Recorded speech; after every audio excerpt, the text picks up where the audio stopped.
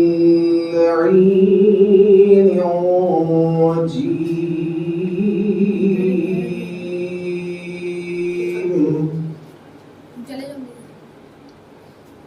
بسم الله الرحمن الرحيم.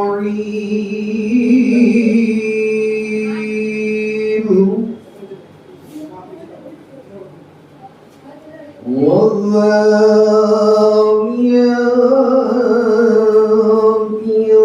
ذرعا فالحاملات وقعا فالجاريات يسرا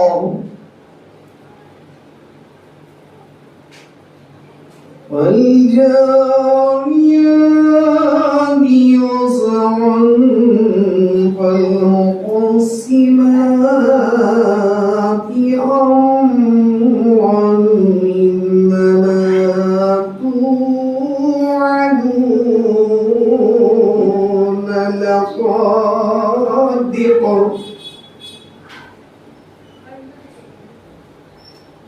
إنما توعدون لصادق وإن الدين لواقع.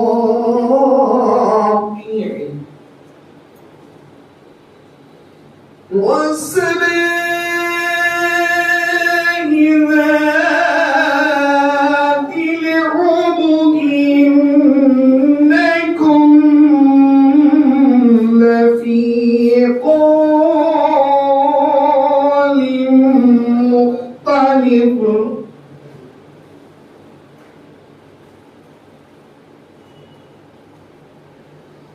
إنكم لفي قول مختلف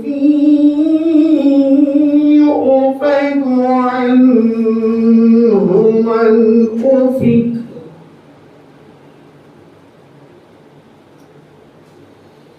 قتل الخراصون الذين هم في غمرة ساهون.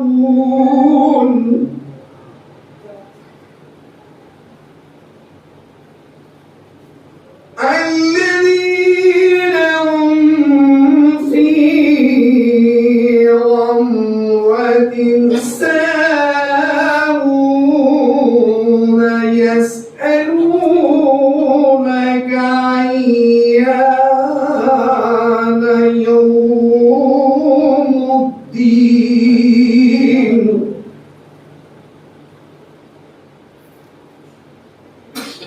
يوم هم على النار يفتنون.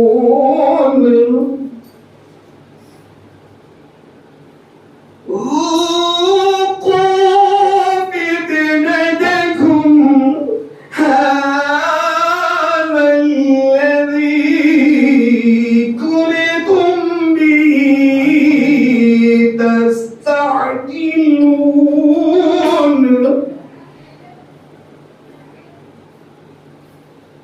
إن المتقين في جنات وعيون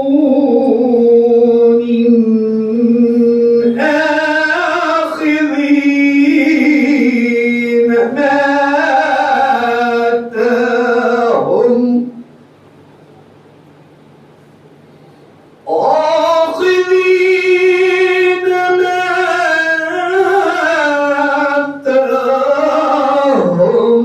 ربهم.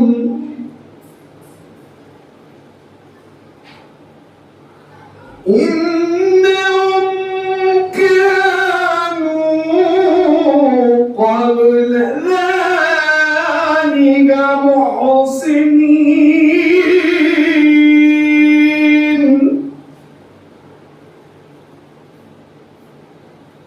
كانوا قليلا من الليل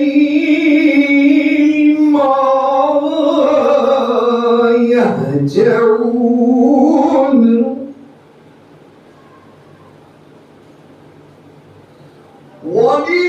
وبالأسحار هم يستغفرون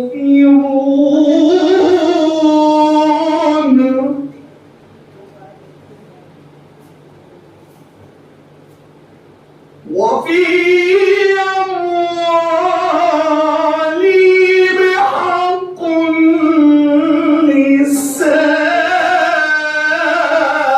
للسائل والمحروم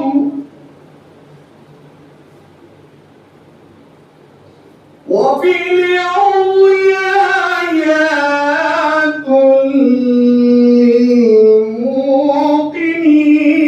للموقنين وفي أنفسكم أفلا تبصرون وفي السماء رزقكم وما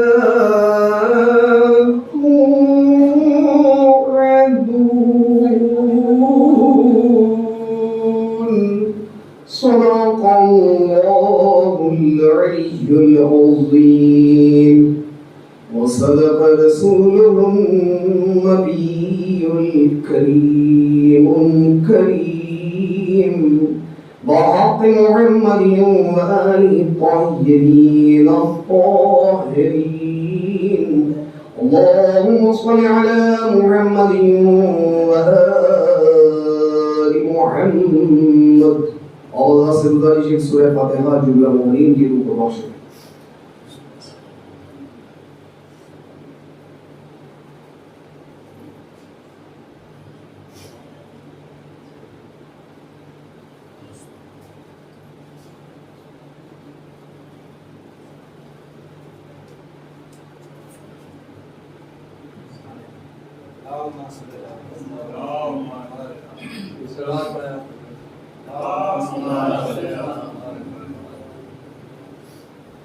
آج بھی زینب کی آتی ہے صدا بھائی حسین آج بھی زینب کی آتی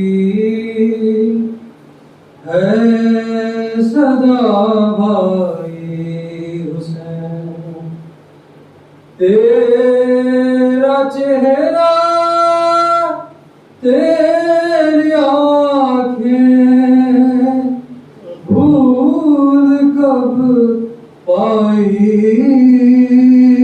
حسین آج بھی زینب کی آتی ہے صدا بھائی حسین چلتے ناقے سے گرایا خود کو جلتی ریت پر چلتے ناقے سے گرایا خود کو جلتی ریت پر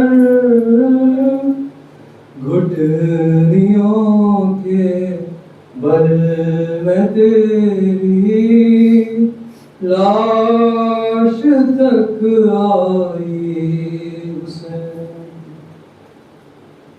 بس میں گھبرائی تھی خنجر تجھ پہ چلتا دیکھ کر بس میں گھبرائی تھی خنجر پہ چلتا دیکھ کر پھر کسی مشکل میں گر کر میں نہ گھبرائی حسین، آج بھی زینب کی آتی ہے صدا بھائی حسین۔ کون تھا جو مرنے والوں میں نہیں تھا خوبرو؟ کون تھا جو مرنے والوں میں نہیں تھا خوبرو؟ بھولنے بیٹھی تو کس کس کی نہ یاد آئی حسین، آج بھی زینب کی آتی ہے صدا بھائی حسین۔ ہاتھ میں کوزے لیے سب آسمان تکتے رہے، ہاتھ میں کوزے لیے سب آسمان تکتے رہے، ابر نے ایک بوند پانی کی نہ برسائی حسین، آج بھی زینب کی آتی ہے صدا بھائی حسین۔ دور افتادہ سفر سے لوٹ کر میں نے نوے، دور افتادہ سفر سے لوٹ کر میں نے نوے، ٹھنڈا پانی جب پیا تو تیری یاد آئی حسین، آج بھی زینب کی آتی ہے صدا بھائی حسین۔ تیرا چہرہ تیری آنکھیں بھول کب پائی حسین۔ سلوات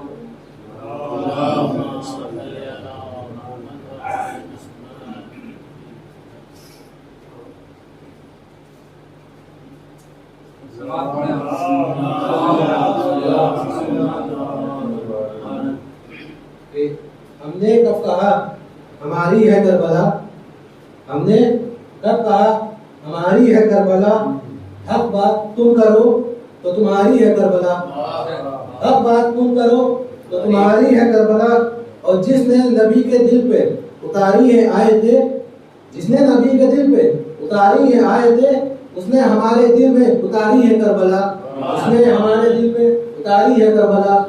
نعرہ سبا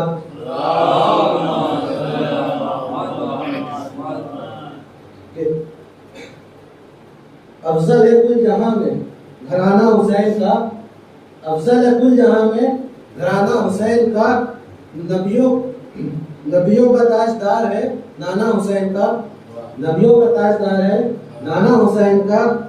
ایک پل کی تھی بس حکومت یزید کی، ایک پل کی تھی، بس حکومت یزید کی صدیہ حسین کی ہیں، زمانہ حسین کا، صدیہ حسین کی ہیں، زمانہ حسین کا. سارے سوال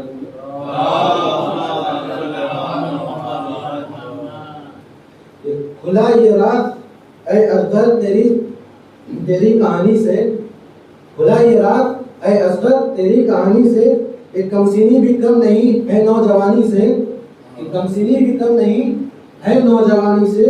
زمانہ آج تک اس کا جواب نہ دے سکا، زمانہ آج تک اس کا جواب نہ دے سکا. سوال جو تم نے کیا تھا بے زبانی میں، سوال جو تم نے کیا تھا بے زبانی میں.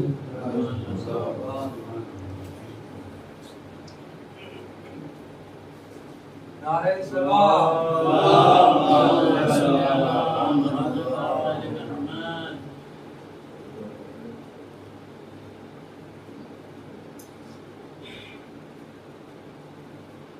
نہ بھولوں گا یہ میں احسان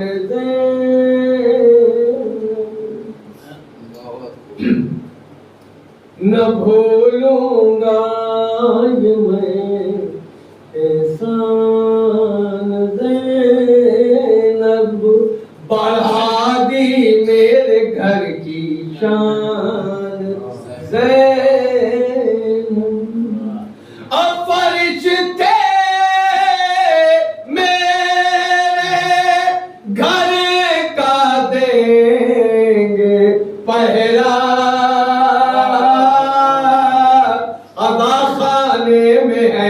مہمان زینب، ادا خانے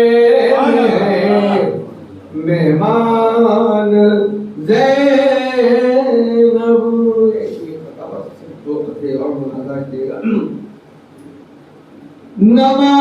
نمازیں پڑھتے ہو تم جنتی پھلوں کے لیے، وہ مجلسوں کے تبرک میں کھائے جاتے ہیں، اور یہ ہم نے دیکھا ہے ہر سال کے محرم میں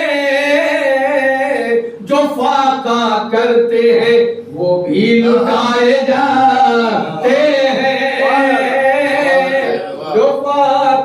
کرتے ہیں وہ بھی لٹائے جاتے ہیں.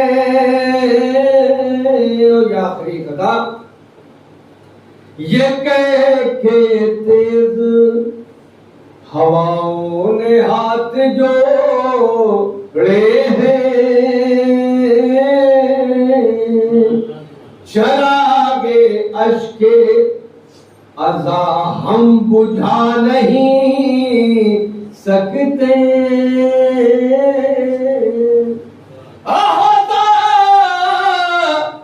فتوے بھی مل کر اگر کریں کوشش، صدائے ماتم سرور دبا نہیں سکتے.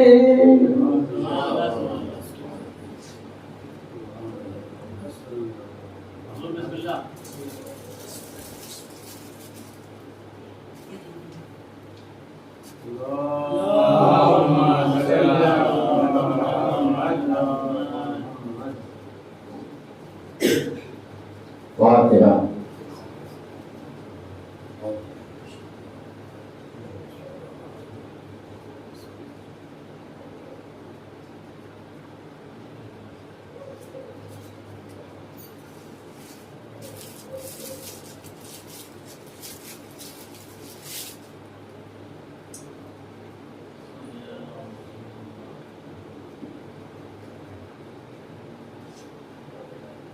لا حول ولا قوة إلا بالله العلي العظيم. أعوذ بالله من الشيطان اللعين الرجيم. بسم الله الرحمن الرحيم. الحمد لله رب العالمين الصلاة والسلام على أشرف الأنبياء والمرسلين وخاتم النبيين ورحمة للعالمين العبد المؤيد الرسول المسدد الصفي المهذب التاج والمغفر والخطبة والمنبر والوالد الشبير الشبر النبي المكي المدني القرشي الهاشمي المطلبي نور في البحرين شفيع في الدارين جد الحسن والحسين أبي القاسم محمد وأهل بيت الطيبين الطاهرين المعصومين المظلومين ولعنة الله على أعدائهم أجمعين من يومنا هذا إلى قيام يوم الدين. أما بعد فقد قال الله تبارك وتعالى في كتابه المبين وهو أصدق الصادقين وقوله الحق. بسم الله الرحمن الرحيم رب ارحمهما كما ربياني صغيرا. صلوات محمد. آپ حضرات پہلے ایک مرتبہ سورہ حمد 3 مرتبہ سورہ توحید کی تلاوت فرما کر مرحوم نعیم حیدر بن محمد اکبر صاحب کو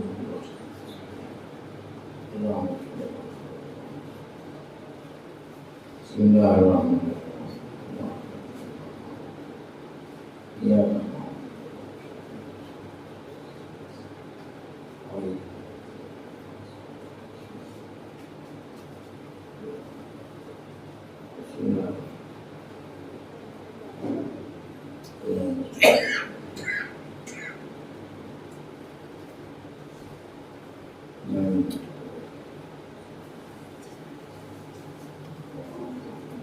بلند صلوات محمد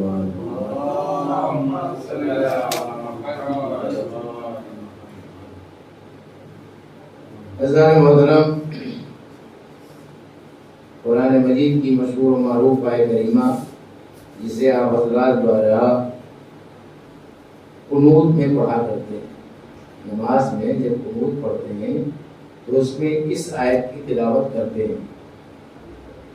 آپ بھی حضرات کو علم ہوگا، مجھے اس سال اپنی عظمت والدین کے اوپر مجھے مجلس پڑھنے کے لیے کہا گیا ہے. عزیزان محترم، اس آیت سے بہتر ہمیں نظر نہیں آئی کہ جس میں پروردگار عالم ارشاد فرما رہا ہے کہ رب اپنے رسول سے کہ کہو رب ارحمہما کما ربیانی صغیرا، جیسے ان دونوں نے میرے بچپن میں مجھ پر رحم و کرم کیا، اے پروردگار تو بھی ان پر رحم و کرم فرما. عزیزان ہمارا یہ دعائیہ کلمہ ہے. یقیناً اس آیت سے مراد ہم اور آپ جو لے رہے ہیں یہ والدین ہیں، اس لیے کہ والدین اگر ان کی محبت اور شفقت نہ ہوتی تو آج ہم جو ہے دنیا میں جو زندگی گزار رہے ہیں نہیں گزار سکتے. اس لیے کہ جب ہم پیدا ہوئے تھے تو ایک گوشت کے مانند تھے، گوشت کے لوتھڑے کے مانند تھے.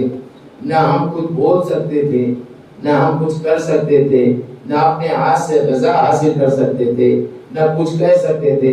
یہ تو ماں کی ممتا ہے جو پروان چڑھا کے جوان بنا دیتی ہے. ایک صلوات پڑھیں محمد وآل محمد.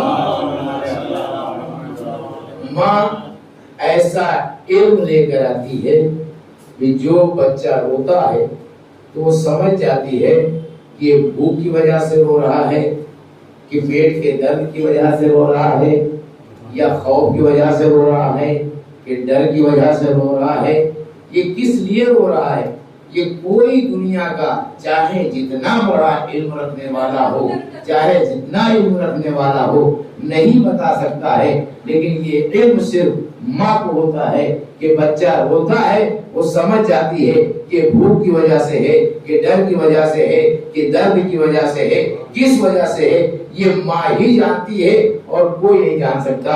تو عزیزان محترم، اسی لیے یہ دعا ہمیشہ جب تک انسان زندہ رہے اور نماز پڑھتا رہے، نماز میں یہ دعا کرتا رہے کہ ان دونوں پر رحم فرما، اس لیے کہ وہ دونوں نے مجھ پر بچپن میں جب کوئی رحم و کرم کرنے والا نہیں، جب انسان جوان ہو جاتا ہے تو اس کے بہت ساتھی ہو جاتے ہیں، اس کے نہ جانے کتنے دوست ہو جاتے ہیں، محلے میں بھی ہو جاتے ہیں، عزیز اقارب بھی سب دوست ہو جاتے ہیں، لیکن جب وہ بچہ پیدا ہوتا ہے تو اس کا کوئی دوست نہیں ہوتا، کوئی ساتھی نہیں ہوتا، اس کا ساتھی اگر ہوتا ہے، کوئی ہمدم ہوتا ہے، کوئی غمخوار ہوتا ہے، کوئی ساتھی ہوتا ہے تو کوئی اور نہیں سوائے ماں کے۔ سلوات بھیجے محمد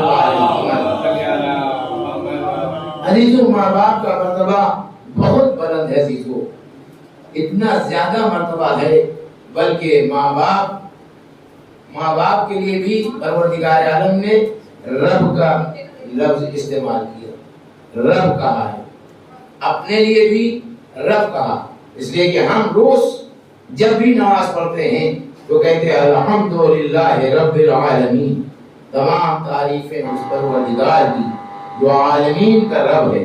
تو عزیزان محترم، رب وہاں بھی ہے، رب یہاں بھی ہے۔ عزیزو، اکثر جو ہے ہم دیہاتوں میں اور یہ بات اکثر آتی ہے کہ اگر ہمارے سامنے ہمارا پروردگار آ جاتا تو ہم ساری اس کی باتیں مان جاتے، اگر ہم کو اللہ میں دکھائی دے جاتے تو ہم تو ان کو بہت مانتے، ان کی بڑی ان کا ادب و احترام کرتے، ان کی بڑی عزت کرتے۔ تو پروردگار نے کہا تو صحیح، ہم تمہارے درمیان ایک رب مجازی چھوڑ لے رہا ہوں، توجہ چاہتا ہوں، رب مجازی چھوڑ لے رہا ہوں۔ اب اگر تم ان کی عزت کرو گے تو یہ نہ سمجھنا کہ ان کی عزت کر رہے ہو، بلکہ یہ سمجھ لینا کہ میری عزت کر رہے ہو۔ اگر ان کا کہنا مان رہے ہو تو سمجھ لو میرا کہنا مان رہے ہو، اگر تم ان کی پیروی کر رہے ہو، ان کی اطاعت کر رہے ہو تو سمجھ لو میری اطاعت کر رہے ہو، میرا حکم مان رہے ہو۔ وہ اگر تم انہیں ستا رہے ہو، اگر تم انہیں دکھ پہنچا رہے ہو تو یہ نہ سوچنا کہ ہم جو اپنے ماں باپ کو ستا رہے ہیں، یہ سوچ لو کہ اپنے خدا کو ستا رہے ہو۔ اس صلوات بھیجے محمد وعلی محمد۔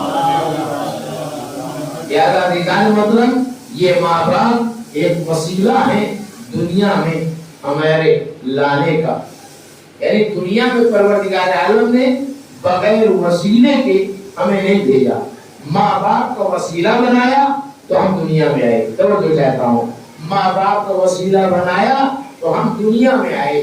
جب ماں باپ کا وسیلہ پروردگار عالم نے دنیا میں بھیجا ہے تو ماں باپ کے وسیلے سے اب اس وسیلے کی عزت کرنا، اس وسیلے کا ادب و احترام کرنا ہمارا فریضہ ہوتا ہے۔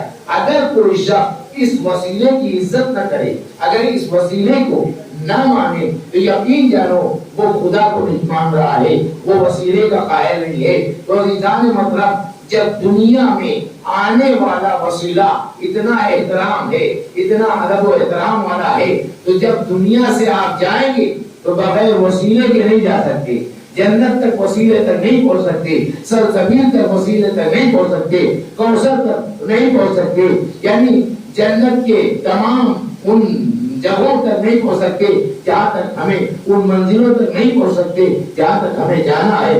عزیزوں، تو وہاں کا وسیلہ کتنا ادب و احترام ہوگا، جب دنیا میں آنے والا وسیلہ اتنا ادب و احترام ہے تو دنیا سے جانے والا احترام ادب و احترام ہونا چاہیے۔ اسی لیے اہل بیت کا وسیلہ ہمارے لیے نجات کا وسیلہ ہے، ہمارے لیے نجات کا وسیلہ اہل بیت اطہار ہیں۔ اس لیے ان کی بھی اہل بیت کی عزت کرنا، اہل بیت کا ادب کرنا، اہل بیت کی محبت کرنا ہمارا فرض ہوتا ہے۔ جس طرح سے ہم اپنے ماں باپ سے محبت کرتے ہیں، اسی طرح اہل بیت سے محبت کرنا چاہیے۔ ایک صلوات بھیجیں محمد ایسی محبت کرنا چاہیے عزیزوں۔ اسی لیے خالق کائنات نے کہا کہ دیکھو ماں باپ کے ساتھ حسن سلوک کرو، ہماری عبادت کرو۔ وَقَضَىٰ رَبُّكَ أَلَّا تَعْبُدُوا إِلَّا إِيَّاهُ، اللہ کی عبادت کے سوا کسی کی عبادت نہ کرنا۔ لیکن وَبِالْوَالِدَيْنِ إِحْسَانًا، کچھ چیزیں پروردگار عالم نے کچھ چیزوں کے ساتھ رکھی، جیسے نماز زکات کے ساتھ، نماز آپ کہیں بھی آپ دیکھیں قرآن مجید میں تو جہاں پہ اقیم الصلاۃ وہاں پہ آپ آتو زکات، یعنی نماز قائم کرو اور زکات دو۔ اسی طرح شکر خدا، جو انسان شکر خدا کرتا ہے، اللہ کا شکریہ ادا کرتا ہے، تو اس کا شکریہ قابل توجہ نہیں ہوگا، قابل قبول نہیں ہوگا اس وقت جب تک کہ وہ اپنے والدین کا شکریہ نہ ادا کرے۔ اس لیے کہ والدین کی وجہ سے ہم اس قابل بنے ہیں کہ ہم اس کا شکریہ ادا کر سکے۔ ایسا بات پڑھنے عزیزان محترم، ہمیں چاہیے کہ ہم اپنے ماں باپ کا ادب و احترام کریں، ان کے آگے نہ چلیں، ان کی آواز پر اپنی آواز نہ بلند کریں۔ یہاں تک کہ قرآن مجید کی سورہ بنی اسرائیل کی آیت ہے کہ اگر ان دونوں میں سے کوئی ضعیف ہو جائے، ایک سلوات پڑھنے والا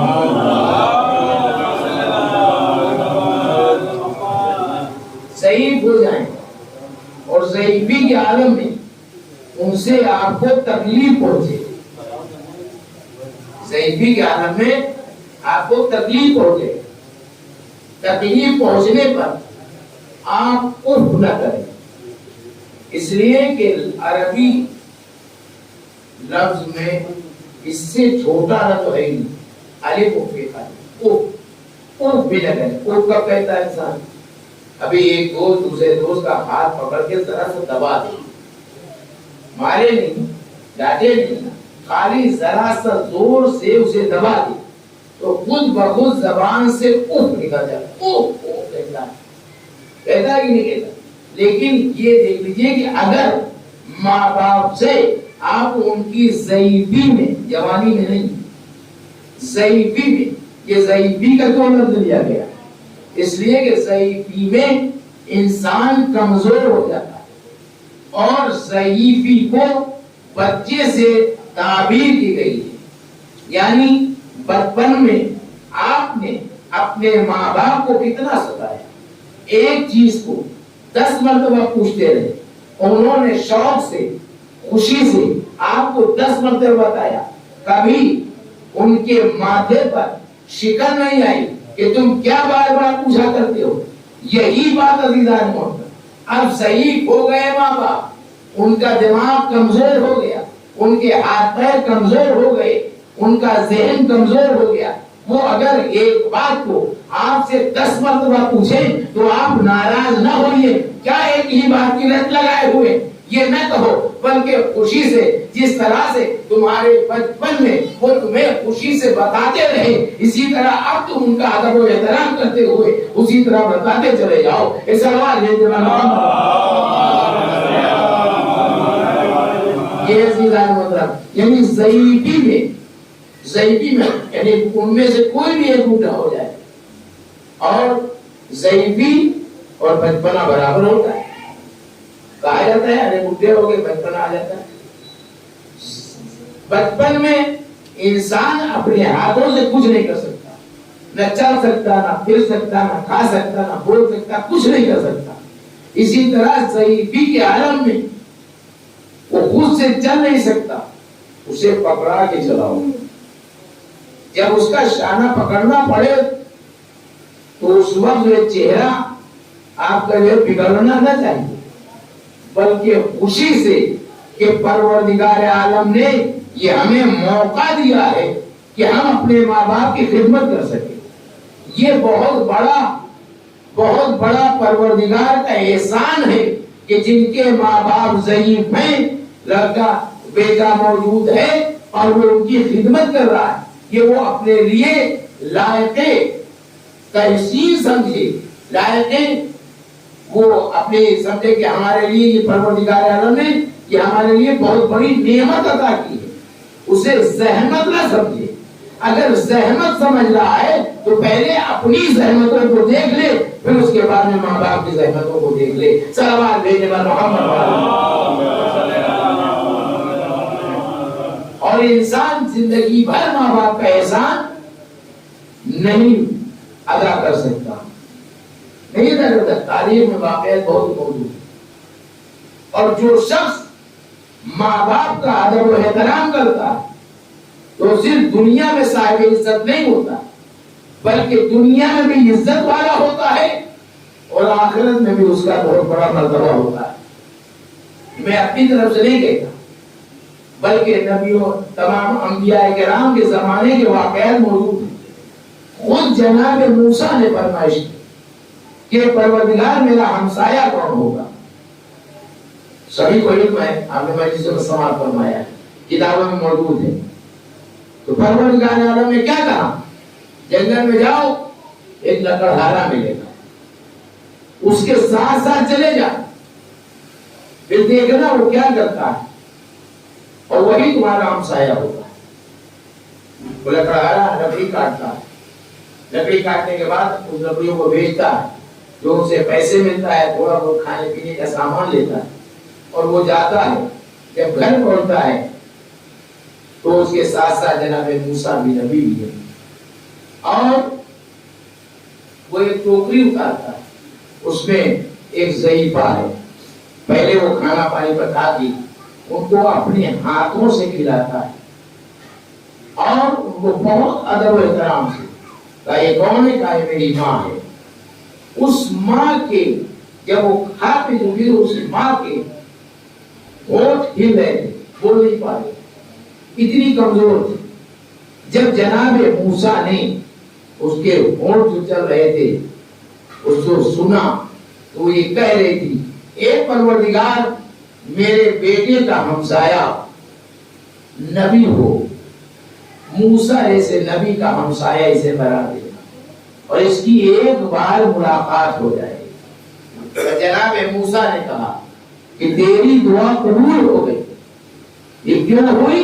اس لیے کہ ماں کی خدمت کی وجہ سے اس کی دعا قبول ہوئی کہ اس کے بیٹے کو موسیٰ جیسے نبی کی زیارت ہو گئی۔ ایک صلوات بھیجے محمد والے۔ عزیزو، ماں باپ اگر دنیا میں ہیں تب ان کا ادب و احترام کرنا چاہیے، ان کے ساتھ صلہ رحم کرو، ان کے ساتھ نیکیاں کرو، ان کے ساتھ ان کی ضرورتوں کو ان کے کہنے سے پہلے پورا کر دو، جس طرح سے تمہاری ضرورتوں کو انہوں نے تمہیں کہنے سے پہلے پورا کر دیا، اسی طرح اب تمہاری ذمہ داری ہے کہ اب ان کی ضرورتوں، اور جب کبھی ماں باپ کے پاس کوئی چیز لے کر آؤ، یہ نہیں کہ یہ لیجیے آپ، بلکہ ادب و احترام کے ہاتھوں پر سجا کر ان کے ہاتھ پہ اپنا ہاتھ نہ بلند کرو، بلکہ ان کے ہاتھ کے سامنے ہاتھوں پہ رکھ کے جیسے ایک بزرگ کو ایک بلند کو تحفہ دیا جاتا ہے، اس طریقے سے ماں باپ کے سامنے ان چیزوں کو تحفے میں دیا کرو۔ ماں باپ بہت عظیم نعمت ہے۔ عزیزو، آج کے دور میں مہنگائی کا زمانہ بھی ہے،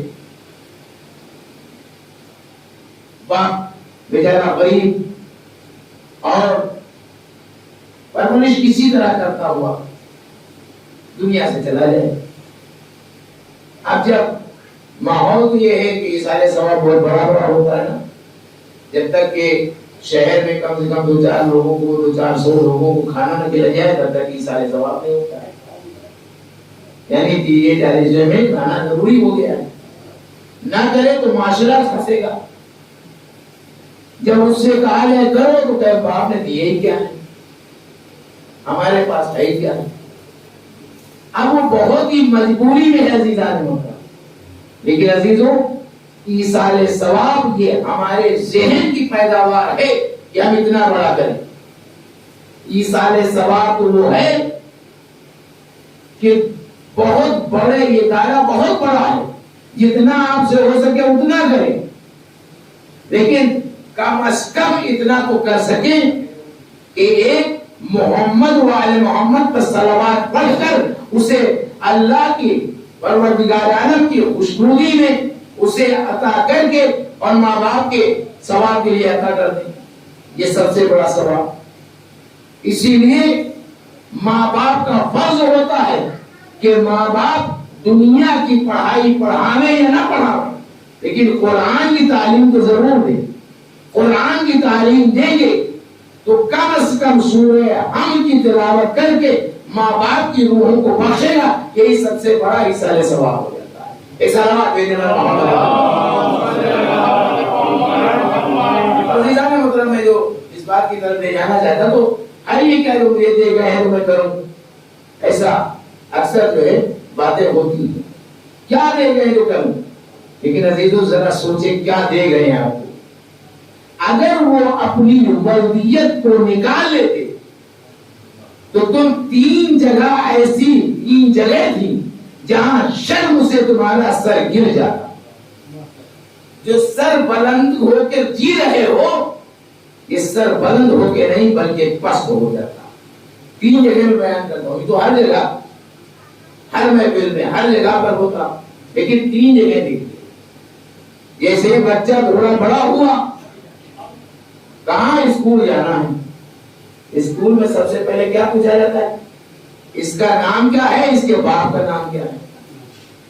اب اگر باپ ولدیت سے نکال دے تو چاہے جتنی اچھی تعلیم حاصل کرنے کے لیے جاؤ گے، پہلے شرم سے سر جھک جائے گا کہ باپ کا پتہ ہی نہیں۔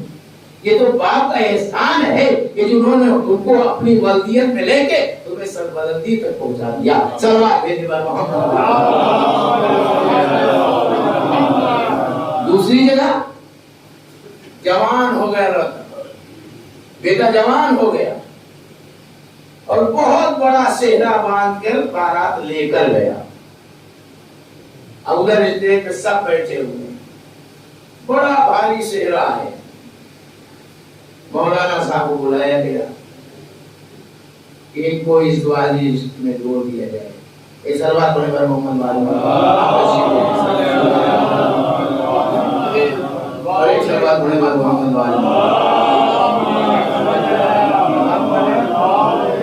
عزیزان محترم، اب دیکھیے باپ نے دیا کیا ہے آپ، باپ نے آپ کو کیا دیا ہے؟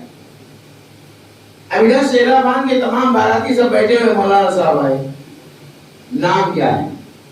نام یہ باپ کا نام پتا نہیں، جیسے ہی کا پتا نہیں سارا سہرا چاہے اتنا بڑا تو سب گر جائے۔ کیا بات ہے بھائی، نام نہیں پتا؟ یہ باپ نے ولدیت دے کر آپ کو سربلندی بتا کر سہرے میں چار جان لگا دی۔ ایک سلوات پڑھنے پر محمد۔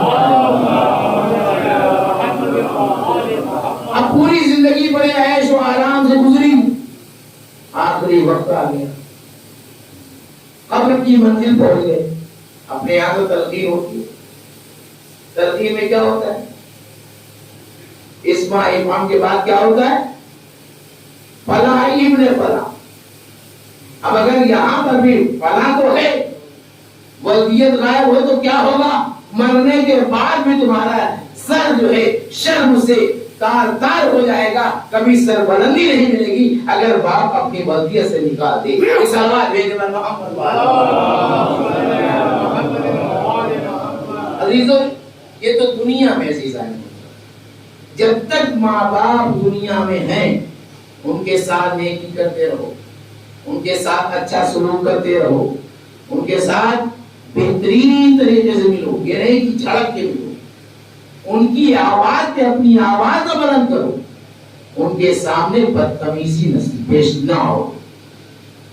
یہ کہیں گے بھائی چلو ٹھیک ہے، ہم اب تک مانتے رہے، ٹھیک ہے، لیکن عزیزو ہمارے یہاں پہ جو کوئی مرتا ہے تو مر نہیں جاتا ہے، بلکہ وہ انتقال کرتا ہے اور زندہ رہتا ہے۔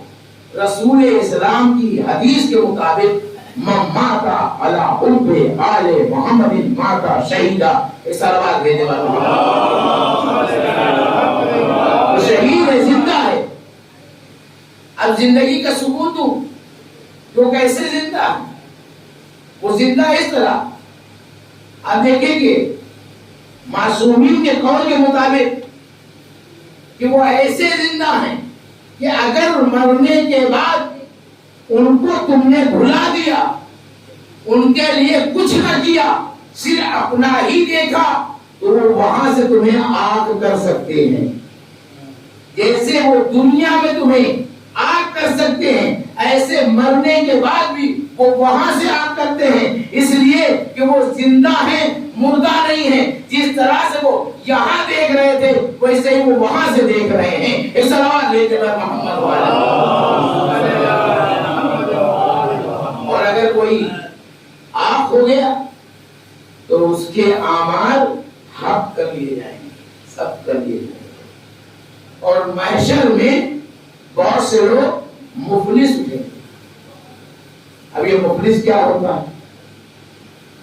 ہماری چھوٹی زبان اردو کی مفلس کہتے ہیں غریب فقیر جس کے بعد کچھ نہ ہو، ایسی ہو۔ مفلس عربی کا لفظ ہے، مفلس اسے کہتے ہیں جس کے پاس سب کچھ ہو اور ایک دم سے ختم ہو جائے۔ جیسے کسان کی مثال دی جاتی ہے کہ کسان کی کھیتی پوری ہری بھری اور بالکل تیار، اور ایک آگ کی چنگاری پہنچی، سب جلا دیا، اب کسان ہو گیا مفلس۔ دکان میں سارا مال بھرا ہوا ہے اور ایک شارٹ سرکٹ سے جو ہے بجلی سے کسی طرح آگ لگ گئی تو سارا مال جل گیا، خاک ہو گیا۔ تو اب وہ کیا، کل وہ کروڑپتی لکھپتی تھا، آج اس کی دکان میں کچھ نہیں ہے، یہ کیا ہو گیا، مفلس ہو گیا۔ اسی طرح سے محشر میں بہت سے لوگ مفلس اٹھے گے، ان کے پاس حج بھی ہوگا، ان کے پاس زیارت بھی ہوگی، ان کے پاس عمرہ بھی ہوگا، ان کے پاس نمازیں بھی ہوں گی، ان کے پاس صدقات بھی ہوں گے، ان کے پاس تلاوت قرآن بھی ہوگی، سب کچھ ہوتے ہوئے وہ مفلس کو۔ اس لیے خدا نہ کرے کسی کے ماں باپ اسے آپ کر، اگر آپ کر دیا تو سارے اعمال حق کر لیے جائیں گے، ضبط کر لیے جائیں گے۔ دوسری وجہ کیا ہوگی کہ ہماری یہ زبان بڑی ویسی ہے، نماز پڑھ کے نکلے کہ دو لوگ ساتھ میں چلے، ایک دوسرے کی غیبت کرنا شروع کر دیا، تہمت لگانا شروع کر دیا۔ یہ سب سے بڑا گناہ ہے، جب تک کہ جس کی غیبت نہیں کی، غیبت کی ہے، وہ نہیں معاف کرے گا، اس وقت تک معاف نہیں ہوگا۔ دوسری بات یہ، کوئی چیز ہڑپ کرنا، خاص کر کے آج کے دور میں زمینوں میں، مکانوں میں، کسی کا بھی ہو، خاص طور سے آج کل تو وقت بہت زیادہ چل رہا ہے، ایک سلوات بھیجے بر محمد جہاں بھی پایا جو پایا سب ہڑپ کیا۔ یہ بھی بہت خطرناک ہے، اس سے بھی تمام اعمال آپ کو گنوانا پڑیں گے، سب کچھ ہوتے ہوئے بھی ختم ہو جائے،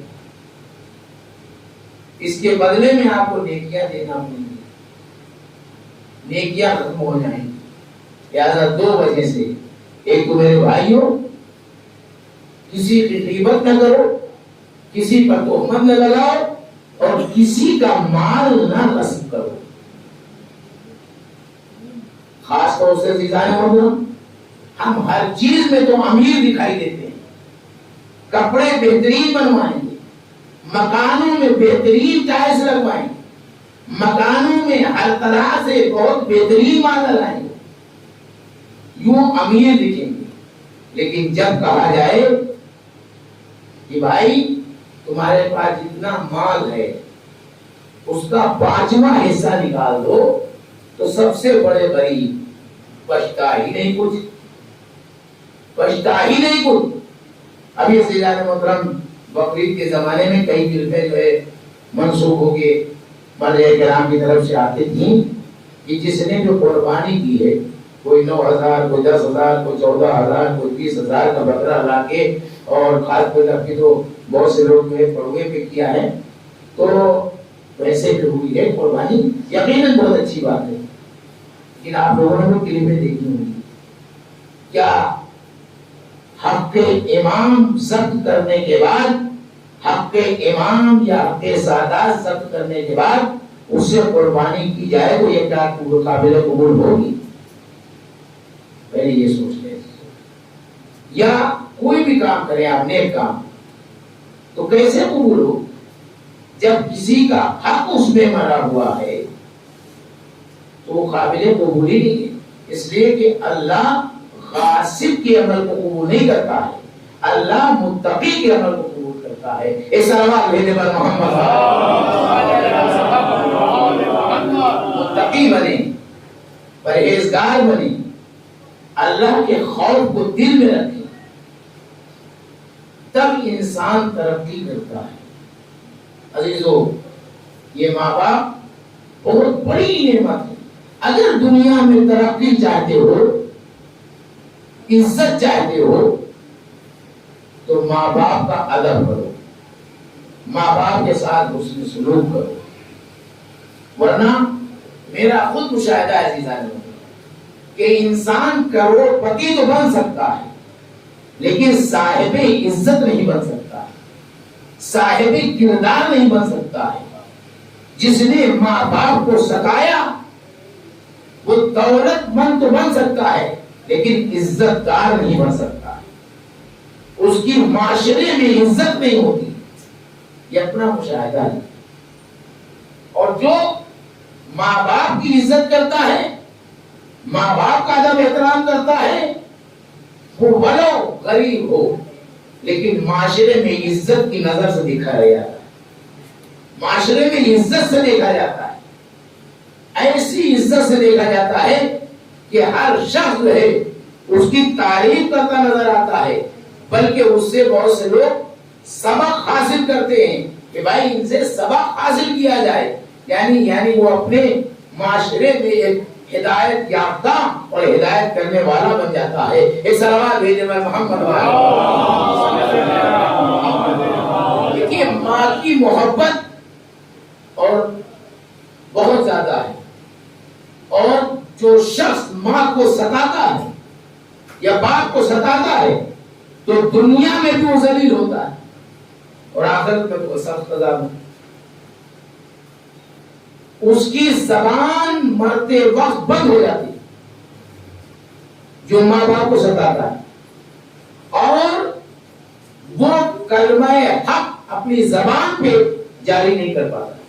میں کوئی ایسے نہیں کہہ رہا ہوں، بلکہ خود رسول اکرم حضرت ختمی مطلب احمد المرتضی حضرت محمد صلی اللہ علیہ وسلم کے زمانے میں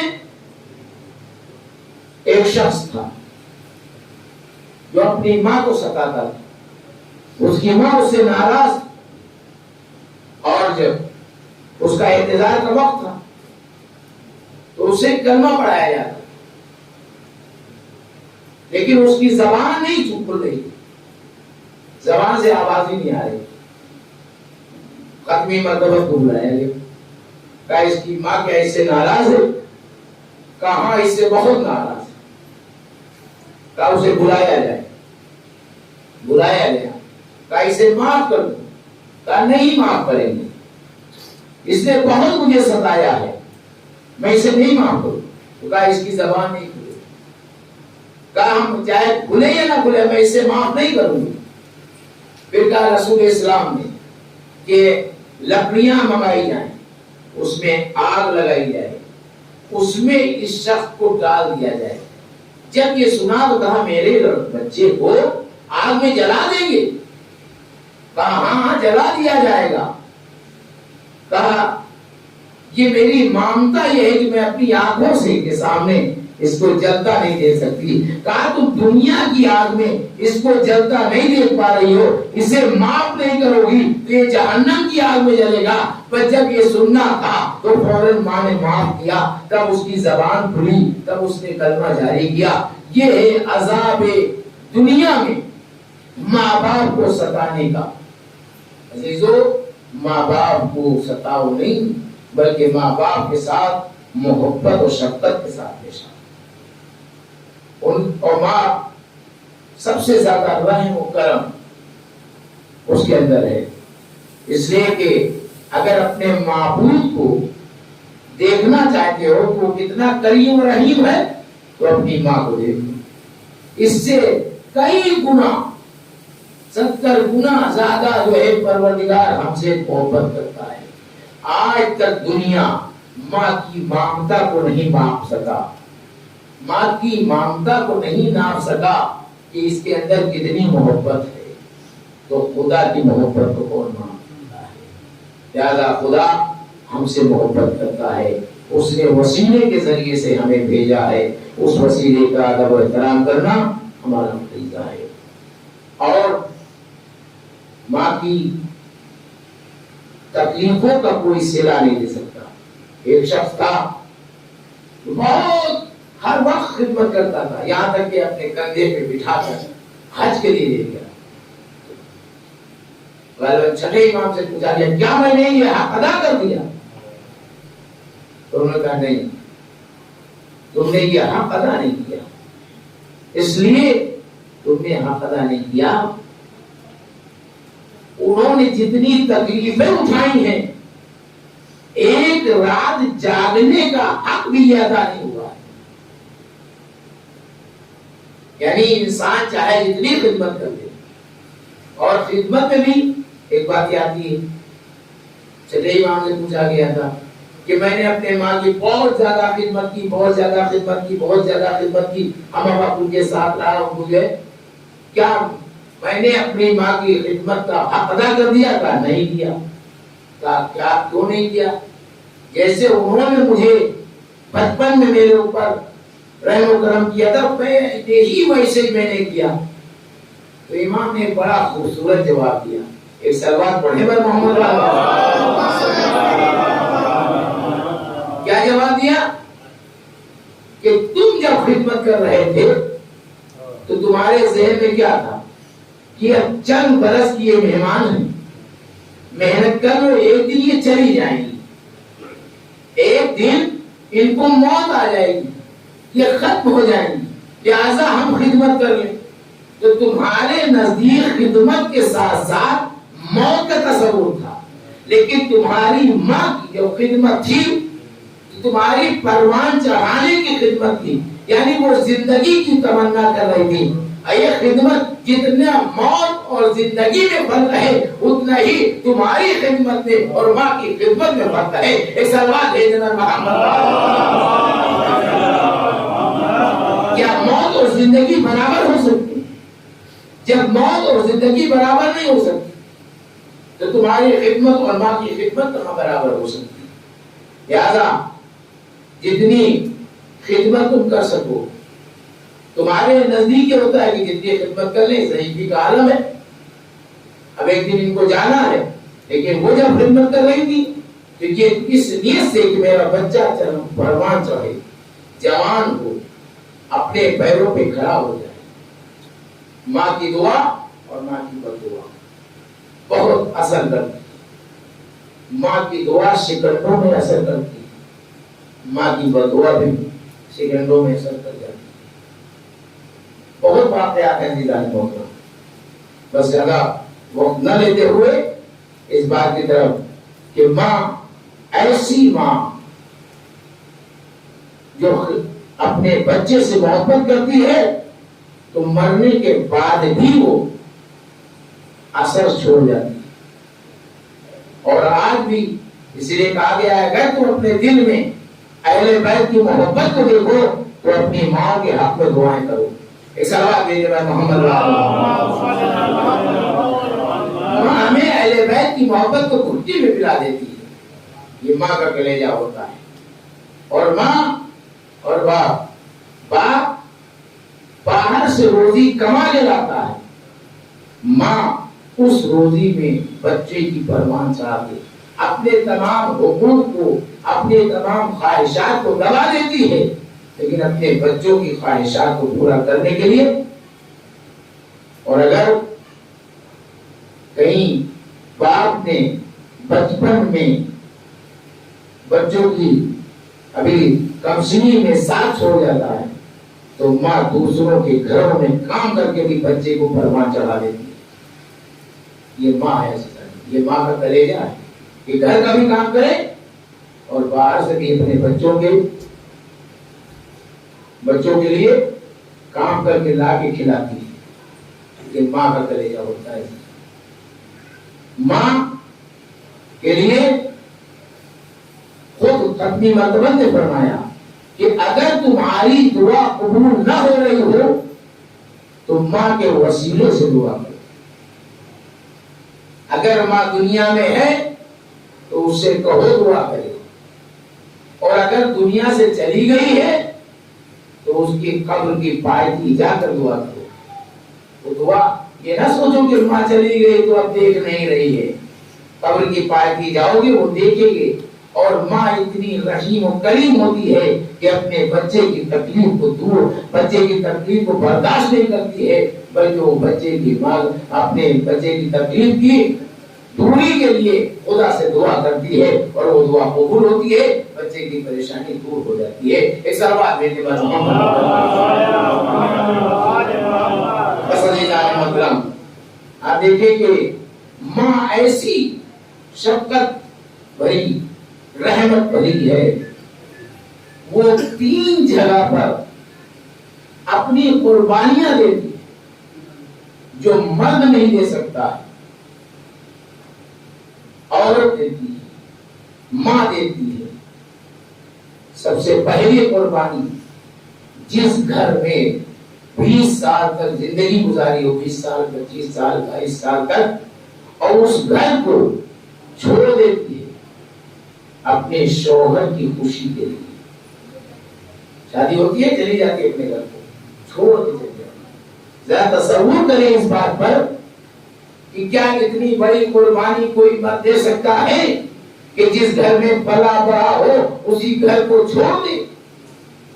دوسری قربانی ایسی ماں کی یہ ہے کہ جب بچہ پیٹ میں ہوتا ہے, وہ حاملہ ہو 9 مہینے تک اس کو اپنے پیٹ میں رکھ کے گھر کے کام بھی کرتی ہے, لوگوں سے شرم و حیا سے بچتی ہے, اور تمام تکلیفوں کو برداشت کرتی ہے. یہ دوسرا مرحلہ ہے. پھر تیسرا مرحلہ تو بہت سخت ہے, جب بچے کی پیدائش ہوتی ہے. اسی لیے ہے کہ اس وقت اگر بچے کو پیدائش کے وقت اگر کوئی عورت دنیا سے چلی جاتی ہے تو وہ شہید جاتی ہے, اس لیے کہ بہت سخت مرحلہ ہے. اسی لیے ماں کے لیے کہا گیا ہے کہ ماں کو جب پکارے تو اس کی آواز پہ لبیک ہو, اور مستحب کاموں کے لیے اجازت مانگو, مستحب کام کے لیے اجازت مانگو, اور اگر ماں اجازت نہ دے تو اسے نہ کرو. کہیں ایسا نہ ہو کہ ماں کا دل ٹوٹ جائے, ماں کا دل ٹوٹ جائے. عزیزو, ماں کا دل اتنا بڑا, اسے نہ دکھاؤ, بلکہ عبادت الہی مستحب عبادتیں بھی اللہ کی عبادت ہے. سب قربت اللہ, مستحب روزہ رکھنا ہے. ماں کہے نہیں کر بیٹا تم روزہ نہیں رکھ سکتی, تو روزہ نہیں رکھنا. یہی اطاعت پروردگار ہے. روزہ رکھ لیا, ماں کا دل ٹوٹ گیا, یہ روزہ نہیں ہوگا, فاقہ ہوگا. لیکن ماں کا دل رکھ لیا, روزے کی نیت کر لیا, ماں کا دل بھی رکھ لیا, تو اب یہ روزہ آپ کو قبولیت کی منزل میں پہنچا دے گا. اس لیے کہ ثواب جو ہے دل کی نیتوں پر ہوتا ہے, عمل پر نہیں. جیسی نیت ہوگی ویسا عمل ہوگا, ویسے جو ہے اس کا ثواب ہوگا. بس عزیزان محترم, ماں ایسی ہے جو مرنے کے بعد بھی اپنے بچوں کے ساتھ ساتھ رہتی ہے, بچوں کے ساتھ شفقت کرتی ہے. عزیزو, یہ ہماری اور آپ کی مائیں ہیں جو دنیا میں آنے کے بعد پھر ایک دن چلی جاتی ہیں, تو جا کے قبر میں آرام سے سو جاتی ہیں. بچوں کے لیے ہے کہ تم ماں کی قبر پر جاؤ, باپ کی قبر پر جاؤ, اور جا کر ان کو یاد کرو, اور وہ قبر میں آرام سے سو رہی ہیں. ان کے لیے سارے ثواب کر دو, ان کے لیے سورہ پڑھ دو, ان سے دعائیں کرو. لیکن عزیزو, حسین کی ماں جسے قبر میں چین سے رہنے نہ دیا گیا, آزادارہ نے مظلوم کربلا, اور میں نے آپ کی زحمت تمام کر دی. امام حسین علیہ السلام کی ایک واحد ماں ہے جسے قبر میں چین سے رہنے نہ دیا گیا۔ عزادارو جب 28 رجب کو یہ قافلہ چلنے لگا، ماں کی لہر بنا کر امام حسین نے کہا اماں اب شمع جلانے کون آئے گا؟ تو ماں کی قبر سے آواز آئی بیٹا صرف تم مدینہ نہیں چھوڑ رہے ہو، یہ ماں اپنی قبر چھوڑ کر تمہارے قافلے کے ساتھ ساتھ چل رہی ہے۔ عزادارہ نے مظلوم کربلا، عزاداروں ماں کی محبت، یہ ماں قافلے کے ساتھ ساتھ چلتی ہوئی کربلا میں آ گئی۔ جب کربلا میں خیمے لگ گئے تو ایک مرتبہ کسی بیوی کے رونے کی آواز آئی۔ جناب زینب نے کہا اے بھیا ذرا سنو میری، یہ ایک جگہ رہنے کے قابل نہیں، یہاں تو کہ کوئی بیوی آئے حسین کہہ کر رو رہی ہے۔ کہا اے بہن زینب تم نے پہچانا نہیں، یہ میری ماں فاطمہ ہے جو مدینے سے میرے ساتھ آئی ہے۔ عزادارہ نے مظلوم کربلا، ماں کہاں کہاں ساتھ تھی؟ عزادارو اس وقت کو یاد کرو جب امام حسین علیہ السلام نرغے آدم میں گھرے ہوئے ہیں، چاروں طرف سے اشکیاء وار کر رہے ہیں، کوئی تیر مار رہا ہے، کوئی تلوار مار رہا ہے، کوئی جھولی میں پتھر بھرے ہوئے مار رہا ہے۔ اب حسین جب گھوڑے پہ سنبھل نہ سکے، ایک مرتبہ زمین سے زمین کی طرف چلے تو کسی اور کو نہ پکارا، ایک مرتبہ اماں کو آواز دی، ارے اماں، اے اماں کہاں ہو؟ بس عزادارہ نے مظلوم کربلا، ماں نے بھی آواز دی بیٹا گھبرانا نہیں، ارے میں آ گئی، ارے میری آغوش ہوگی، تیرا سر ہوگا، ارے شمر لعین کا خود خنجر، منادی کی ندا، الا قتل الحسین بکربلا، الا ذبح الحسین بکربلا۔ عزادارہ نے مظلوم کربلا، یہ ماں کہاں کہاں ہے، یہ ماں کہاں کہاں چل رہی ہے؟ عزاداروں انشاءاللہ بہت روئیں گے، آنسوؤں کو روکنا نہیں، رومال سیدہ میں آنسوؤں کا نذرانہ دے دیجئے۔ آج عزاداروں شہداء کا 10واں بھی ہے، جن کا 10واں نہ ہوا اہل حرم تو موجود ہے، ام لیلہ کے دل سے کوئی پوچھے جب آج 10واں ہوا ہوگا تو علی اکبر یاد آئے ہوں گے، ارے ام فروا نے قاسم کو یاد کیا ہوگا، ام رباب نے اصغر کو یاد کیا ہوگا، عزادارو زینب نے اپنے مظلوم بھائی کو یاد کیا۔ اے بھیا بہن اتنی مجبور ہے کہ آپ کے 10واں کبھی نہیں کر سکتے، جزاکم ربکم خیر الجزا۔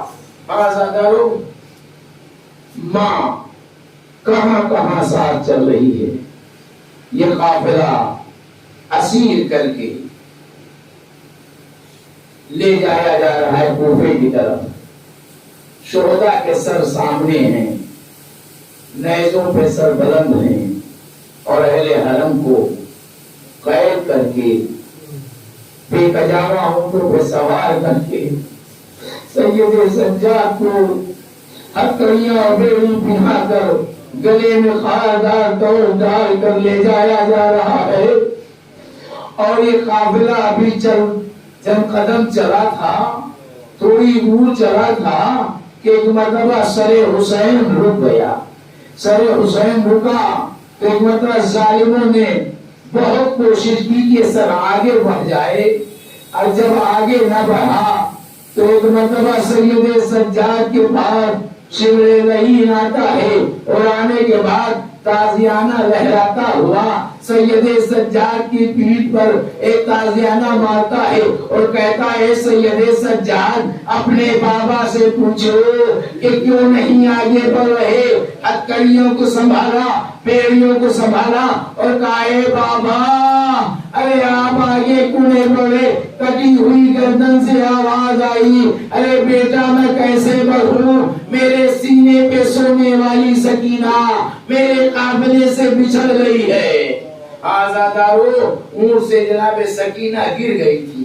جناب سکینہ کا گرنا سنا، جناب زینب نے اپنے کو اونٹ سے گرا دیا، اپنے کو اونٹ سے گرایا اور قافلے کے پیچھے چلی۔ بس آزادارو مجلس تمام ہے، ایک مرتبہ پیچھے جیسے ہی پڑھ کے دیکھتی کیا ہے، قافلے کے پیچھے جناب سکینہ کو ایک معظمہ ہے جو گود میں لیے ہوئے بیٹھی ہیں اور کہہ رہی ہیں، اے بیٹی رونا نہیں، اے بیٹی رونا نہیں، بڑی شفقت سے اس کے سر پہ ہاتھ پھیر رہی ہیں۔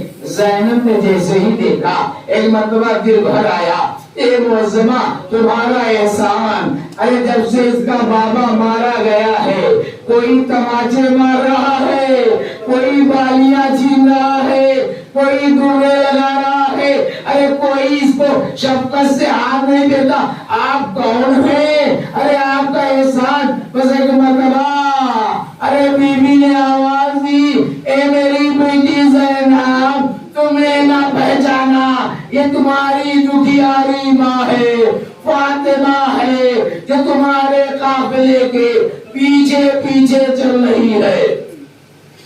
جزاکم ربکم خیر الجزا۔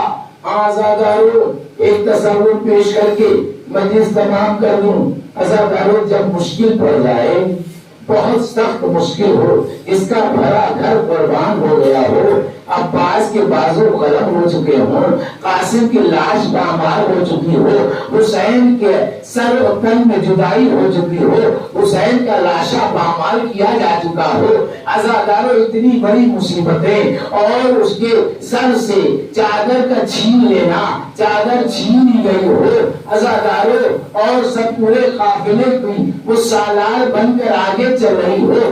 اب جب یہ ماں کا دیدار ہوا، مصیبت کے وقت میں کوئی اپنا مل جاتا ہے، دل بھر آتا ہے۔ ایک مرتبہ ارے گلے میں باہیں ڈال کے کہا، اے اماں، پورا بھرا گھر لٹ گیا، کربلا میں میرا گھر ویران ہو گیا۔